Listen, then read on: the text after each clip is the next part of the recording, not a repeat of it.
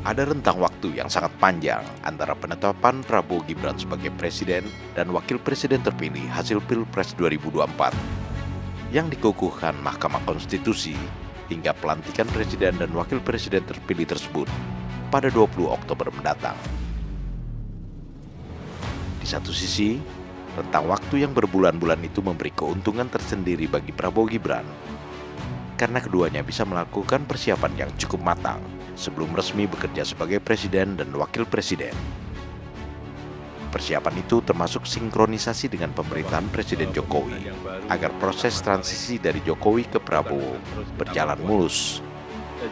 Rentang waktu yang cukup lama itu juga dimanfaatkan Prabowo untuk menyelesaikan tugas-tugasnya sebagai Menteri Pertahanan, termasuk menghadiri berbagai forum internasional yang membahas isu-isu pertahanan global, sekaligus memperkenalkan diri sebagai presiden terpilih kepada para pemimpin negara-negara sahabat yang ditemuinya. Namun rentang waktu yang mungkin disebut terlalu panjang itu juga bisa dimanfaatkan oleh pihak-pihak yang tidak menyukai Jokowi dan Prabowo, baik dari dalam maupun luar negeri, untuk melemparkan isu-isu yang tidak sedap, yang bisa menimbulkan keraguan banyak orang terhadap pemerintahan Prabowo Gibran. Salah satu isu yang tidak sedap itu antara lain rekomendasi underweight terhadap saham-saham yang diperdagangkan di Bursa Efek Indonesia.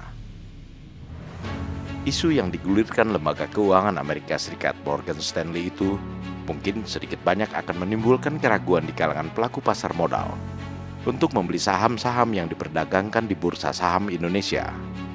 Sekaligus bisa membuat para investor luar negeri yang sudah memutuskan akan menanamkan investasinya di Indonesia berpikir ulang, lantaran Morgan Stanley juga mengeluarkan isu bahwa program makan bergizi gratis yang akan dilaksanakan Prabowo Gibran dinilai berpotensi bakal membebani perekonomian Indonesia.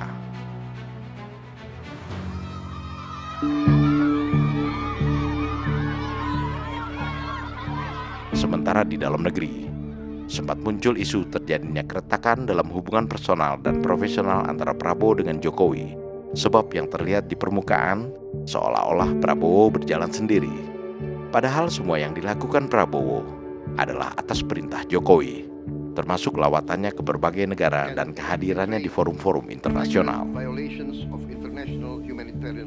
Teknik-teknik pelemparan isu negatif seperti itu bisa digolongkan sebagai tahap awal strategi pelemahan lawan yang disebut loot a burning house, yang secara harfiah berarti rampoklah rumah tetanggamu yang sedang terbakar. Menurut Andre Vincent Wenas, Direktur Eksekutif Lembaga Kajian Strategis Perspektif atau LKSP, dalam tulisannya di laman kantor berita politik dan ekonomi rmol.id pada tanggal 22 Januari 2024, strategi loot a burning house ini dicetuskan pertama kali oleh Joseph Goebbels, salah satu menteri propaganda Adolf Hitler pada Perang Dunia Kedua.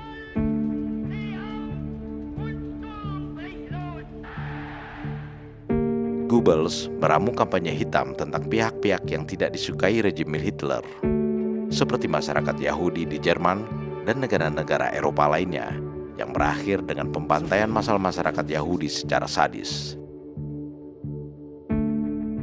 Goebbels sebenarnya mengadopsi strategi loot a burning house ini dari strategi perang yang ditulis oleh Sun Tzu. Strategi ini biasa dimulai dengan menanamkan kesan seolah-olah sedang terjadi kebakaran atau masalah besar di suatu lingkungan atau organisasi, dengan tujuan agar masyarakat percaya bahwa sedang terjadi masalah besar yang sebenarnya merupakan hoax atau berita bohong. Jika kebohongan itu digaungkan terus-menerus dan kemudian diyakini publik sebagai hal yang benar, maka si penyebar kampanye hitam itu tinggal melakukan aksi selanjutnya untuk melemahkan pihak lawan. Andre Vincent Wenas memberikan contoh tentang hal itu dengan beredarnya isu yang pernah disebarkan sekelompok orang di masa kampanye Pilpres tentang Menteri Keuangan Sri Mulyani dan Menteri PUPR Basuki Hadi Mulyono yang dikabarkan akan mengundurkan diri, meninggalkan Kabinet Indonesia Maju. Namun setelah dikonfirmasi para wartawan, kedua menteri tersebut hanya tertawa. Dan sampai sekarang, mereka masih bekerja dan terus bekerja dalam Kabinet Pemerintahan Jokowi, serta melakukan sinkronisasi tentang program-programnya dengan Presiden terpilih Prabowo Subianto, seperti yang diperintahkan Jokowi. Untuk menyerang bakal pemerintahan Prabowo Gibran, yang paling mudah adalah dengan menyebarkan kampanye hitam tentang pemerintahan Jokowi. Sebab sebagaimana kita ketahui bersama, Presiden terpilih Prabowo Subianto dan Wakil Presiden terpilih Gibran Rakabuming Raka adalah pasangan pengusung keberlanjutan dan penyempurnaan program-program Presiden Joko Widodo. Sehingga dengan menjelek-jelekan Jokowi, otomatis Prabowo Gibran akan terkena imbasnya. Para pembenci Jokowi itu tampaknya tidak sadar bahwa hingga sekarang pun tingkat kepuasan masyarakat terhadap pemerintahan Jokowi Ma'ruf Amin masih tetap tinggi. Menurut survei Litbang Kompas pada bulan Juni 2024, seperti yang dilansir laman Kompas TV dan kompas.id, rapor kinerja pemerintahan Jokowi Ma'ruf Amin masih menunjukkan hasil positif. Dalam survei periodiknya pada bulan Juni tahun ini, Litbang Kompas menyimpulkan bahwa tingkat kepuasan masyarakat terhadap Jokowi Ma'ruf Amin mencapai 75,6%. Dan ini merupakan persentase tertinggi sejak survei yang mereka lakukan pada Oktober 2019, serta naik dari hasil survei Desember 2023 yang mencapai 73,5%.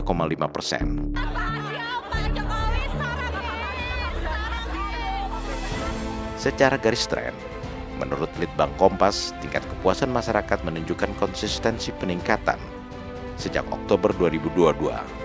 Sekitar 80% responden yang menyatakan puas atas kinerja pemerintahan Jokowi Ma'ruf Amin pada periode Juni 2024 adalah masyarakat kalangan bawah dan kelas menengah bawah. Litbang Kompas dalam paparannya juga menyatakan bahwa berbagai isu miring yang menerpa pemerintahan Jokowi seperti soal pembangunan IKN, kasus korupsi timah dan kasus korupsi di Kementerian Pertanian, rencana tabungan perumahan rakyat atau TAPERA yang dinilai kontroversial, serta isu nepotisme belum menggoyang citra positif pemerintahan Jokowi Ma'ruf Amin. Bahkan di tengah situasi politik dan ekonomi global yang sedang sulit, pemerintahan Jokowi Ma'ruf Amin dianggap masih mampu menghadapi berbagai tantangan politik, ekonomi, dan sosial.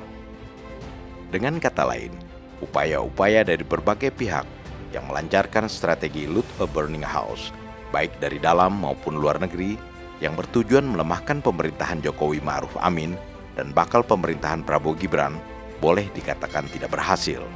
Loot a burning house yang dalam bahasa Mandarin berbunyi Chen Hua Daji atau merampok rumah yang sedang terbakar, termaktub dalam kitab seni berperang yang ditulis oleh Sun Tzu atau Sun Zi, seorang jenderal Tiongkok, ahli strategi militer dan filsuf Cina yang hidup antara tahun 544 hingga 496 sebelum Masehi.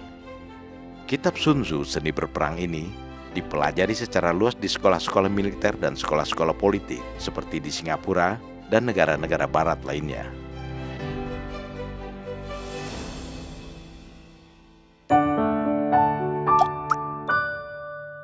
Men of our time.